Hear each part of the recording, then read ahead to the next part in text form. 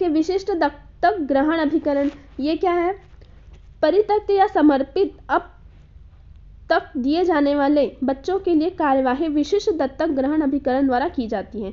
इनकी क्षमता 10 बच्चों की होती है। ठीक है। वर्तमान में राज्य में रायपुर एवं बिलासपुर 2 इकाई, रायगढ़ दंतेवाड़ा मतलब 13 विशिष्ट दत्तक ग्रहण अभिकरण संचालित हैं। ठीक है, मतलब 13 विशिष्ट मतलब 13 गोद लेंगे। ठीक है, तुझे गोद लेंगे ऐसा बोलते हैं ना, 13 गोद लेंगे, तो 13 दत्तक ग्रहण अभिकरण संचालित है, ऐसे याद रखिएगा, 13 गोद लेंगे, 13 गोद। ठीक है, दत्तक ग्रहण संचालित है। ठीक गैर संस्थागत देखरेख कार्यक्रम, ये क्या है? स्पॉन्सरशिप कार्यक्रम है। इस कार्यक्रम के अंतर्गत संचालन, देखरेख, संरक्षण की आवश्यकता वाले बच्चों को कुटुंब के सानिध्य में रखते हुए चिकित्सीय, शैक्षणिक, विकास संबंधी आवश्यकताओं को पूरा करने के लिए किया जाता है। वित्तीय सहायता 2000 रुपये प्रति माह के मान से 3 वर्ष दिया जाता है। यह कार्यवाही किशोर न्याय बोर्ड बालकों के संरक्षण अधिनियम 2015 के प्रकाश में किया जाता है। ठीक, मतलब गैर संस्था जो NGO जो देख रेख करती है ना, उसके बारे में बोल रहे हैं। ठीक है, अब देखिए फास्टर केयर कार्यक्रम और आफ्टर केयर कार्यक्रम, ये क्या है? फास्टर केयर कार्यक्रम के अंतर्गत पारिवारिक देखरेख से वंचित बच्चों को अधिकतम 3 वर्ष के लिए किसी उपयुक्त व्यक्ति या गैर नातेदार परिवार की देखरेख में रखा जाता है, ताकि बच्चे की सुरक्षा और संरक्षण हो सके।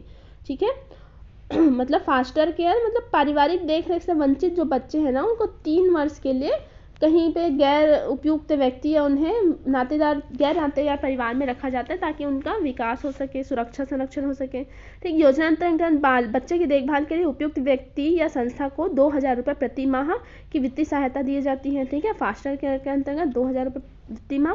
किशोर न्याय बालक संरक्षण अधिनियम 2015 की धारा 44 में दिए गए प्रावधानों के प्रकाश में यह कार्यक्रम राज्य के सभी जिलों में लागू है। ठीक है, इस अधिनियम के तहत राज्य के सभी जिलों में लागू है। कौन सा? फास्टर केयर कार्यक्रम। ठीक है, ठीक है, जिनके परिवार नहीं है ना, उन बच्चों को रखा जाता है। ठीक, आफ्टर केयर कार्यक्रम उन बच्चों के लिए है जो संस्था की देखरेख में है और 18 वर्ष की आयु पूरी कर लेने के बाद भी शारीरिक, मानसिक, आर्थिक रूप से अपने स्वयं की देखभाल करने में असमर्थ हैं, उनको आफ्टर केयर कार्यक्रम के अंतर्गत रखा जाता है। ठीक, ये हमने देखा था बाल कल्याण समिति के बारे में। ठीक है, देख चुका है। अब कुछ 2 योजनाएं और बाकी हैं, उन्हें देख लेते हैं। सखी वन स्टॉप हो गया, ये हो गया। देखिए बेटी बचाओ बेटी पढ़ाओ, ये लागू कब हुआ? ये सबसे इम्पोर्टेंट है, 22 जनवरी 2015। ठीक है, 22 जनवरी 2015 को लागू किया गया है।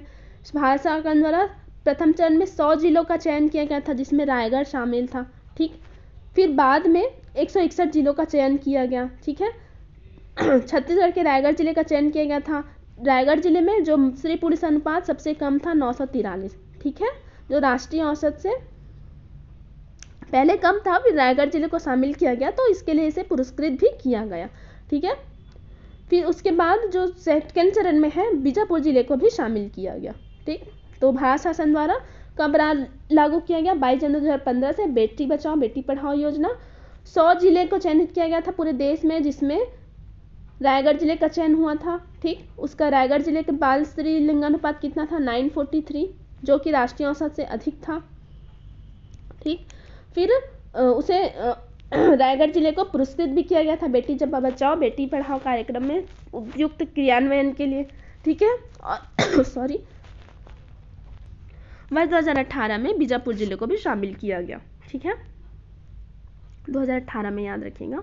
बेटी बचाओ बेटी पढ़ाओ कार्यक्रम के उद्देश्य क्या है? बेटी के जन्म के समय लिंग चयन विभेद को समाप्त करना, बालिकाओं की उत्तरजीविका उनकी सुरक्षा सुनिश्चित करना, बालिका की शिक्षा को सुनिश्चित करना। ठीक है, अब इसी के अंतर्गत एक सुकन्या समृद्धि योजना भी चलाया गया है। सुकन्या समृद्धि योजना, इसमें सुकन्या समृद्धि योजना के अंतर्गत जो 10 वर्ष तक की बालिका है ना, उनका डाकघर में, पोस्ट ऑफिस में या राष्ट्रीयकृत बैंक में खाता खोला जाएगा। ठीक है, और उनके 14 वर्ष तक होने तक उनकी एक निश्चित राशि जमा की जाएगी। फिर जब ये राशि है कब निकाला जा सकता है? जब वो 12वीं अगर पहुंच गई, 12वीं कक्षा में पहुंच गई है, तो 50% राशि निकाली जा सकती है, आहरित की जा सकती है। और जब वो 21 साल की हो जाएंगी और विवाह के योग्य हो जाएंगी, तो उन्हें सारी राशि निकालने की अनुमति दी जाएगी। ठीक है, ये भी ध्यान में रखिएगा, सुकन्या समृद्धि योजना। ठीक, अब देखते हैं स्वाधार गृह योजना, यह कब प्रारंभ किया गया? बहुत पुराना योजना है यह संकटग्रस्त विधवा, निराश्रित, तिरस्कृत, प्रत्यक्ष आश्रय सहारा प्रदान करने वाली महिलाओं के लिए स्वाधार योजना का प्रारंभ किया गया था। प्रदेश में 3 स्वाधार गृह है, बिलासपुर, सरगुजा और कांकेर में। कहाँ का है स्वाधार गृह कहाँ है?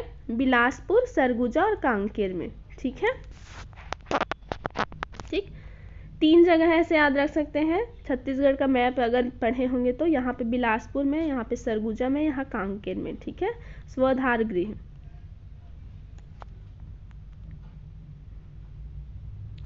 इसके अंतर्गत संस्था में महिलाओं को निःशुल्क आवास, भरण पोषण, शिक्षण, प्रशिक्षण, विधिक सहायता, पुनर्वास व्यवस्था की जाती है। इसमें केंद्र और राज्य का अंशदान है 60-40 का। ठीक है, स्वाधार गृह के अंतर्गत केंद्र और राज्य का अनुदान है 60 और 40 का। ठीक है, जो इसमें फंड प्रोवाइड होता है ना, जो इनके भरण पोषण, निवास, शिक्षण के लिए, उसके लिए। ठीक है, निःशुल्क पुनर्वास की सुविधा प्रदान करता है। ठीक, 3 स्वाधार योजना का वो गृह ध्यान रखेगा, बिलासपुर, सरगुजा और कांकेर। फिर उज्ज्वला गृह योजना, उज्ज्वला योजना अलग है, उज्ज्वला गृह योजना अलग है। इसमें क्या बताया गया है? जो बच्चे महिलाओं ट्रैफिकिंग के निवारण से, जो महिला जो ट्रैफिकिंग में, ह्यूमन ट्रैफिकिंग में फंस जाती है ना, बेचा खरीदा जाता है जिन्हें, ठीक है, उनके यौन शोषित पीड़ित महिलाओं के बचाव, पुनर्वास के लिए उन्हें समाज में जोड़ने के लिए उज्ज्वला गृह योजना का संचालित किया गया है। ठीक है, भारत सरकार द्वारा राज्य में बिलासपुर, कोरबा और कोरिया में स्वैच्छिक संस्थानों को संरक्षण एवं पुनर्वास गृह संचालन की अनुमति प्रदान की गई है। इसके अलावा रायपुर में भी स्वैच्छिक संगठन वो रोकथाम एवं बचाव के लिए परियोजना की स्वीकृति दी गई है। इस योजना में केंद्र शासन, राज्य शासन, स्वैच्छिक संगठन का योगदान है। उज्ज्वला गृह में केंद्र का है, राज्य का है और स्वैच्छिक संगठन का है। ठीक है, 60, 30 और 10 ये ध्यान में रखिएगा, 60, 30 और 10। ठीक है, उनका अंशदान है। ठीक, तो स्वैच्छिक संगठन कहाँ कहाँ संचालित किया जा रहा है? बिलासपुर, कोरबा और कोरिया में। ठीक है, उज्ज्वला गृह योजना के अंतर्गत, तो ये ध्यान में रखिएगा। ठीक है, फिर देखते हैं कामकाजी महिलाओं के लिए हॉस्टल, ये 1972-73 में लागू किया गया था। जो अपने शहर या कस्बों से कहीं अन्य जिले में काम करने जाती है ना, तो उनके लिए कामकाजी महिलाओं के लिए हॉस्टल योजना 1972 में कम शुल्क पे प्रदान किया जाता है। ठीक है, प्रदेश में 4 जिलों में कामकाजी महिला हॉस्टल का संचालन किया जा रहा है। ठीक, मतलब एक रियायती दर पर उन्हें प्रदान किया जाता है, ये ध्यान में रखिएगा। कब से लागू है? 1972-73 से।